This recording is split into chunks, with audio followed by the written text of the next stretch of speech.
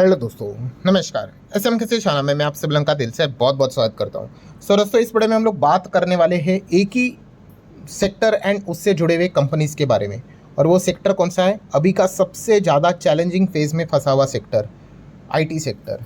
Yes, IT sector की अगर हम बात कर ले, आईटी स्टॉक्स की अगर हम लोग यहाँ पे बात कर ले, तो हर किसी को पता ही है कि हालत क्या चल रही है। एकदम ख़राब सिचुएशन हम लोग को नज़र आ रही है। एंड अगर अगेन एंड अगेन मैं बहुत बार आपको बता चुका हूँ, ऐसी बात नहीं कि सिर्फ इंडियन आईटी कंपनीज़ की हालत ख़राब है। जो जो उस पर्टिकुलर सेगमेंट में काम कर रहा है उन सब की हालत ख़राब है।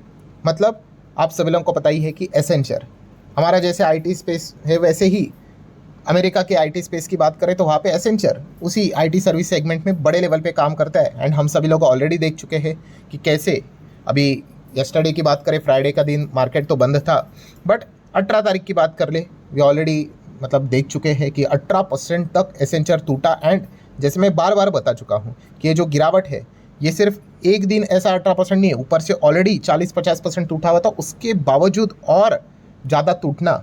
मतलब आप अंदाज़ा यहाँ पे ले सकते हो कि प्रॉब्लम कितनी ज़्यादा सीरियस है जो इस पर्टिकुलर सेगमेंट में यहाँ पे काम कर रहा है। एंड हमारे इंडियन आईटी कंपनीज़ की अगर हम लोग यहाँ पे बात कर ले तो हम सभी लोगों ने देख लिया कि आईटी सेक्टर हमारा कैसे टूट गया। कल के दिन की बात करें तो 1000 पॉइंट उड़ गया भाई।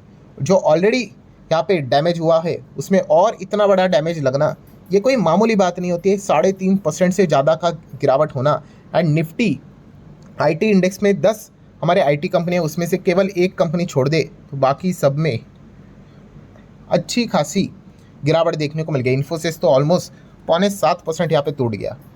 सो बेसिकली अगर हम लोग यहाँ पे देखें तो डे बाय डे यहाँ पे आईटी की हालत हमें ख़राब ही होते हुए देखने को मिल रही है।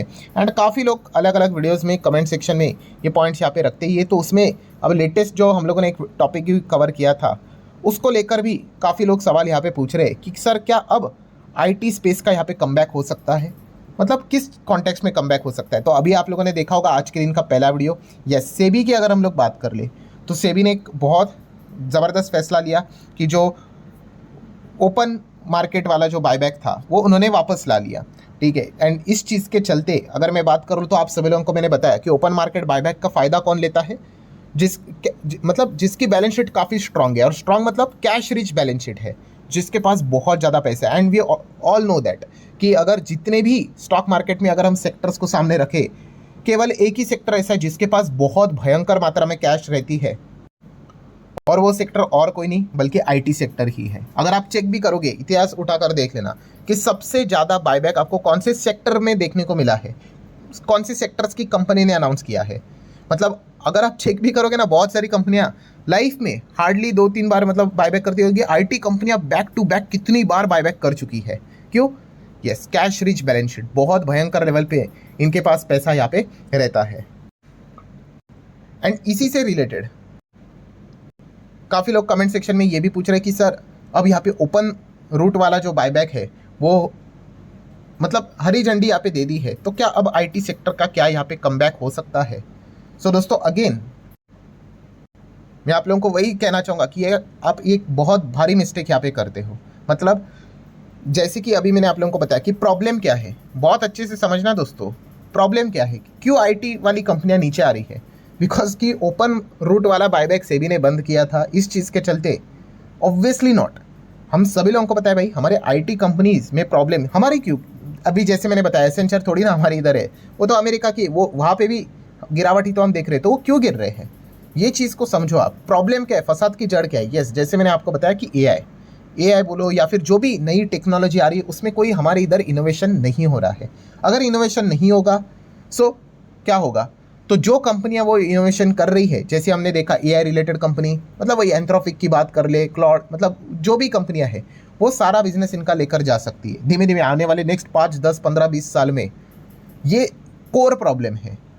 एंड ये प्रॉब्लम की अगर बात कर ले, इसका सोल्यूशन क्या है? सोल्यूशन यही है कि आपको भी आईटी में कुछ काम एआई में यहाँ पे कुछ सीरियस बिजनेस करना पड़ेगा, सीरियस काम यहाँ पे करना पड़ेगा। सो ये है उसका एक्चुअल सॉल्यूशन।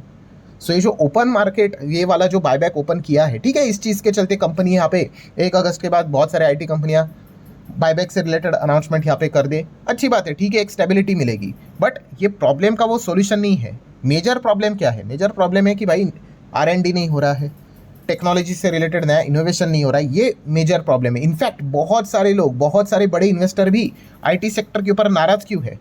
क्यों नाराज़ है? क्योंकि जितनी भी आईटी कंपनीज है, अगर आप इनकी बैलेंस शीट देखोगे, बहुत सारा कैश है उनके पास पड़ा हुआ, बट उस कैश का वो क्या करते हैं? आइदर यहाँ पे वही बायबैक कर देते हैं या फिर डिविडेंड दे देते हैं। सो उस पैसे को अगर वो नई टेक्नोलॉजी में अगर लगाएंगे तो ही तो जाके कुछ आउटकम निकल कर आएगा। जैसे कि अभी लेटेस्ट किसने किया था? यस, लेटेस्ट अगर बात कर ले, एचसीएल टेक ने किया था। एक कोशिश तो की उन्होंने, सर्वम एआई में उन्होंने 10% से ज़्यादा का स्टेक खरीदा है, ट्राई कर रहे हैं। ठीक है, ये ऐसी कोशिश होती है भाई कि पैसा मतलब 1000 करोड़ से ज़्यादा की 1500 करोड़ के आसपास का इन्वेस्टमेंट है, चल गया तो अच्छा, नहीं तो सीधा जीरो भी हो जाता है। ठीक है, तो ये इस प्रकार के एक्सपेरिमेंट यहाँ पे होने चाहिए, जो कि अगर देखा गया, दुख के साथ कहना पड़ रहा है कि इतना उस लेवल पे मतलब छोटा मोटा हो जाता है भाई, बट बड़े लेवल पे अगर आपको यहाँ पे एआई रिलेटेड चीज़ों को अगर करना है तो बहुत भारी मात्रा में आपको पैसा डालना पड़ता है। ठीक है, एंड ये ऐसा नहीं कि ओवर द नाइट हो जाएगा। तो ये सबसे बड़ा मतलब मेजर प्रॉब्लम है जो हमारे आईटी कंपनीज़ को सॉल्व करना है, तो ही जाके मतलब आप जो पूछते हो ना कि इतना ऊपर से ज़बरदस्त नीचे आया है, वो क्यों आया है? वो इसी चीज़ के चलते आया कि एआई में इनोवेशन नहीं हो रहा है, एंड बाकी दुनिया में इसी से रिलेटेड सारी चीज़ें हो रही है। सो यहाँ पे ये मूल आप कह सकते प्रॉब्लम है। ये अगर यहाँ पे अगर सोल्यूशन आया तो वो कम बैक होना पॉसिबल है। बाकी ये सारी चीज़ें ठीक है भाई, ओपन रोड बायबैक यहाँ पे फाइन, एक बार अनाउंसमेंट करेंगे थोड़ा सा 2-3% का, चलो 5% का तेज़ी आएगा, बट दैट्स मतलब वो कोई फाइनल सोल्यूशन नहीं है। सो ये चीज़ आपको यहाँ पे समझनी है। ठीक है, मतलब जो लोग ये जो पूछ रहे थे तो उनको बस यही कहना चाहूँगा कि शॉर्ट टर्म के लिए भाई वो अनाउंसमेंट होगा तो एक अच्छी बात है, बट लॉन्ग टर्म में अगर आप चार्ट देखोगे, ठीक है, तो आपको ऐसा नीचे ही आपको नज़र आएगा। सो अगर आईटी स्पेस को अगर कम बैक करना है तो यहाँ पे इसी स्पेस में कोई तो बहुत बड़ा एआई से रिलेटेड उनको ये चीज़ करनी पड़ेगी, या फिर जैसे मैंने कहा है कि एक ही फिर दूसरा ऑप्शन है कि प्रे करो भाई कि एआई का बबल फटे, ठीक है, विदेश में, तो जाके मतलब कुछ अगर वापस पैसा यहाँ पे आया तो फिर वो कुछ बात यहाँ पे बन सकती है। तो ये मिस्टेक आप लोगों ने बिल्कुल नहीं करनी, जो कि बहुत सारे लोग इस प्रकार से यहाँ पे सोच रहे हैं। सो मतलब अल्टीमेटली कंक्लूजन क्या है, जो मैंने बहुत बार आपको समझाया, yes, B is equal to B. भाई बिजनेस देखकर बाय करना है, ये मैं बहुत बार बता चुका हूँ। ये जो बाकी की चीज़ें होती है, बोनस, बायबैक, स्प्लिट डिविडेंड, इसको हम क्या कहते हैं? Corporate action. इसको देखकर भाई कभी डिसीजन नहीं लेना होता है। ठीक है, साइड वाली चीज़ें हैं, एक बार अनाउंसमेंट हो गया, दैट्स इट, खेल खत्म। उसके बाद क्या? मेजर जो चीज़ है भाई वो बिजनेस देखकर ही होती है। कोई भी स्टॉक जो आपको ऊपर भागते हुए देखने को मिल जाता है वो उसके बिजनेस के कारण तेज़ी लेके आता है, एंड जब नीचे भी आता है उसका कारण भी बिजनेस ही होता है। तो वहाँ पे आपका ध्यान उस कॉन्टेक्स्ट में यहाँ पे होना चाहिए।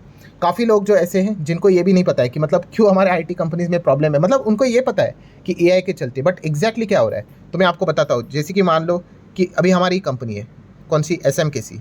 ठीक है, अभी मान लो मुझे ऐप बनाना है, ठीक है, मुझे वेबसाइट बनानी है और भी बहुत सारे टेक से रिलेटेड चीज़ें करनी है। तो मैंने एक आईटी कंपनी को अप्रोच किया, ठीक है, XYZ कोई भी आईटी कंपनी। तो उन्होंने बताया कि ठीक है, ये सारा काम आपको, ऐप चाहिए, वेबसाइट चाहिए, सारा चीज़ हमारी टीम हैंडल करेगी, हम 4 लोग आपको यहाँ पे दे देंगे। ठीक है, एंड जो कैलकुलेशन होता है ना दोस्तों, वो आर्ली बेसिस के हिसाब से होता था कि आपका ये काम करने के लिए इतना इतना घंटा लगेगा, कुल मिला के आपको 7 दिन में हम पूरा चीज़ रेडी करके देंगे, इसके लिए आपको यहाँ पे लगेगा 1 लाख रुपए, ये बिल बनेगा। सो ये चीज़ें हमारे नॉर्मल आईटी स्पेस में यहाँ पे होती थी। अब क्या हो गया?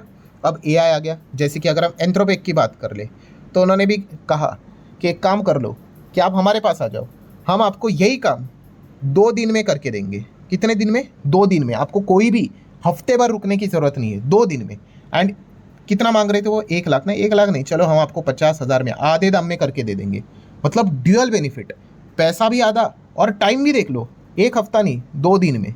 ऐसा क्यों? क्योंकि जो ये एआई वाली कंपनी है वो यही कहती है कि आप जो बाकी के जो ट्रेडिशनल आईटी कंपनी है वो क्या करती है? इंसानों को काम पे लगाती है। अब इंसान है भाई, छुट्टी लेगा, आराम करेगा, 24/7 काम नहीं करेगा। हमारे तो मशीन से ये तो 24 घंटा 365 डेज कोई छुट्टी नहीं, कुछ नहीं, काम करते रहेंगे, फटाफट आउटपुट भी आएगा। ठीक है, तो ये इस कॉन्टेक्स्ट में यहाँ पे क्या हो रहा है? यस, इस चीज़ के चलते यहाँ पे जो नॉर्मल आईटी वाली जो कंपनियाँ हैं उनका बिजनेस यहाँ पे लगातार कम हो रहा है। इसीलिए तो लोगों को क्यों निकाला जा रहा है कि यहाँ पे इसी चीज़ के चलते कि जो एआई है, ठीक है, मतलब एक यहाँ पे इंसान यहाँ पे क्या कर सकता है, मतलब एआई जिसको अच्छी तरीके से आता है वो 10 लोगों के काम कर सकता है। एंड इसीलिए यहाँ पे हम लोग को लगातार यहाँ पे नौकरियाँ भी जाती हुई देखने को मिल रही है। ये प्रॉब्लम है।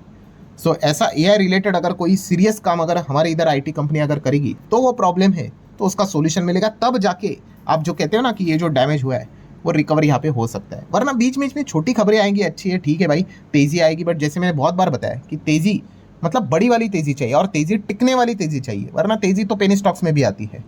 तो यहाँ पे हमारा ध्यान यहाँ पे होना चाहिए, ठीक है। सो जो लोग ये जो सोच रहे थे कि सर ये बायबैक के चलते क्या ये अच्छी खबर है, 110% खबर तो अच्छी है, बट जो प्रॉब्लम है उसका ये सोल्यूशन नहीं है।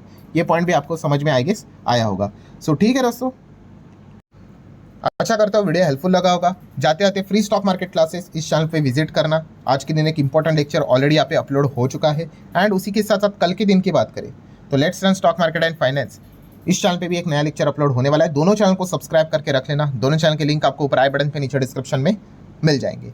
सो that's it, thank you very much दोस्तों, we will be meeting are, तब तक के लिए बाय बाय।